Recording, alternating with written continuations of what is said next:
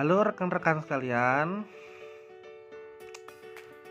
kami dari kelompok pejuang lulus yang berNIM genap akan mempresentasikan mengenai resiko manajemen strategik.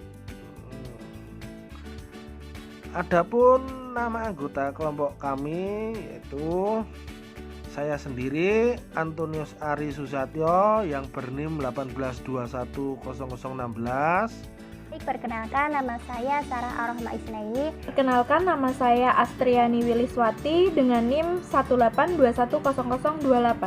Perkenalkan, nama saya Desi Afiani Pujastuti, NIM 18210040. Perkenalkan, nama saya Anang Ma'ruf Saifullah dengan nomor NIM 18210050. Ya, saya Ernastewati dengan NIM 18210176.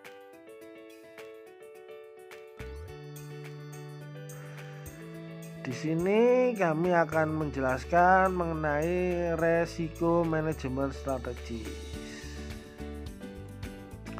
Yang pertama, resiko datang, lakukan manajemen resiko untuk perusahaanmu.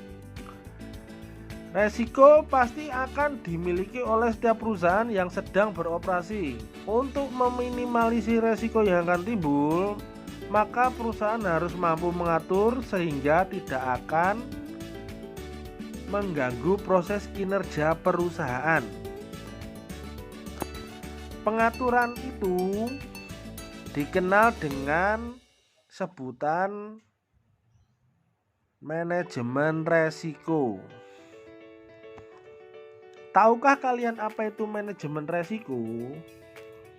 Manajemen resiko atau risk management dapat dikatakan suatu proses identifikasi, analisis, penilaian, pengendalian, dan upaya menghindari, meminimalisir, bahkan menghapus resiko yang tidak dapat diterima. Sedangkan di dalam perusahaan dapat didefinisikan sebagai suatu proses perencanaan, pengaturan, pemimpinan, dan pengontrolan aktivitas sebuah organisasi untuk meminimalisir resiko pendapatan perusahaan. Sebagai suatu kesatuan dalam sebuah organisasi, perlu menerapkan dan mengembangkan kemampuan manajemen internalnya guna mencapai tujuan yang diinginkan dengan mengarahkan segenap potensi dan strategi serta taktik yang dapat untuk diaplikasikan. Di sini saya akan melanjutkan penyampaian materi. Pentingnya manajemen risiko bagi perusahaan. Penerapan manajemen risiko dan risiko dapat membantu perusahaan menghemat pengeluaran sekaligus melindungi masa depan. Sebab rencana manajemen risiko yang tepat akan membantu perusahaan menetapkan prosedur untuk menghindari ancaman, meminimalkan dampak negatif serta mengatasi ancaman tersebut. Yang selanjutnya, tujuan pelaksanaan risk management. Yang pertama, melindungi perusahaan, yakni dengan memberikan perlindungan terhadap perusahaan dari tingkat risiko signifikan yang bisa menghambat proses pencapaian tujuan perusahaan. Yang kedua, membantu pembuatan kerangka kerja.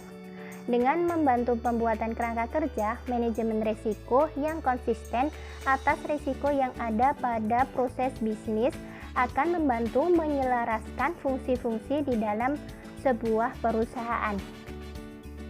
Selanjutnya, mendorong manajemen agar proaktif.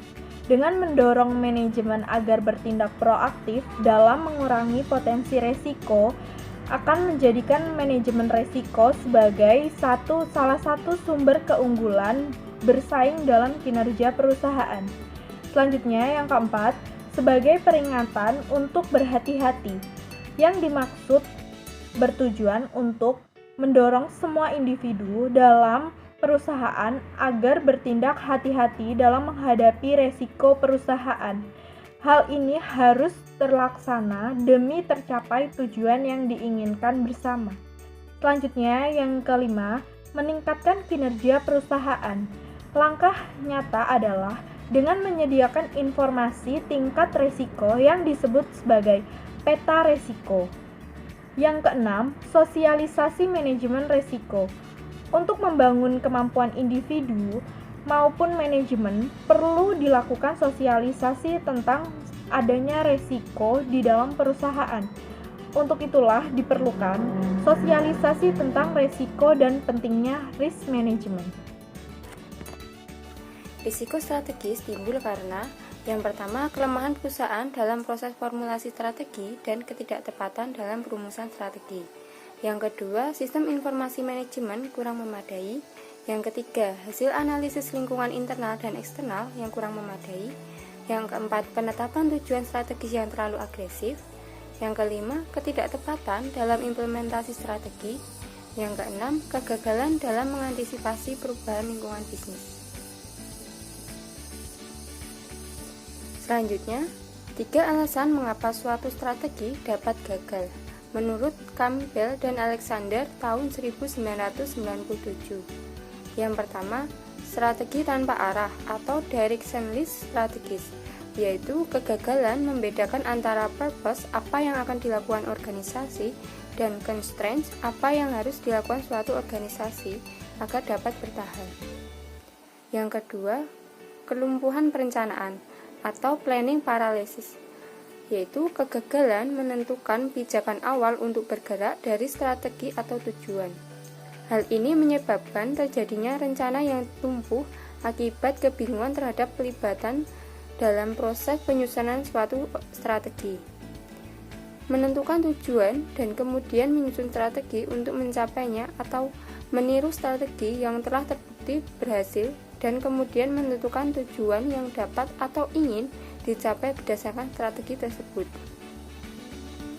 Yang ketiga, terlalu fokus pada proses atau good strategy first planning process, yaitu seringkali manajer berharap untuk dapat menyusun suatu strategi yang baru dan lebih baik.